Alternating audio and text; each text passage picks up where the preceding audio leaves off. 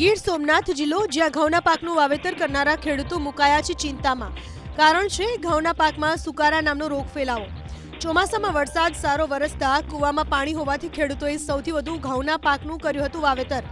ઘઉંનો પાક સારો થશે એવી ખેડૂતોને આશા હતી, પરંતુ સુકારા નામનો રોગ આવતા ઘઉંના ઊભા છોડ સુકાવા લાગ્યા છે। સ્થિતિ એવી સર્જાઈ છે કે ઘઉંનો પાક બચાવવા ખેડૂતો દવાનો છંટકાવ કરી રહ્યા છે, પરંતુ પરિણામ નથી મળી રહ્યું।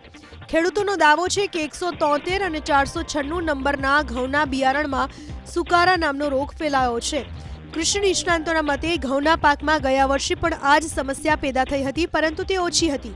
આ વર્ષે તો ઘઉંમાં સુકારા નામના રોગની વધુ પડતી ફરિયાદો આવી રહી છે। કૃષિ નિષ્ણાંતોનું માનવું છે કે ઘઉંમાં સુકારા નામનો રોગ ફેલાવા પાછળ 3 કારણો દેખાઈ રહ્યા છે। એક તો વધારે પડતા પિયતથી જમીનમાં ભેજ રહેવો, બીજું નાઇટ્રોજન યુક્ત ખાતરનો વધારે પડતો ઉપયોગ અને ત્રીજું તાપમાનમાં ફેરફાર। રાત્રે તાપમાન હોય છે ઠંડુ તો દિવસે ગરમી હોય છે। સાથે જ કોઈ તત્વોની ખામીને લીધે પણ આવું થઈ શકે છે। ખેડૂતોએ મોંઘાપાડું બિયારણ લીધું, ડીએપીની અછતને છતાં પૈસા ડબલ આપીને ડીએપી ખાતર ખરીદી કરી, વાવેતર કર્યું।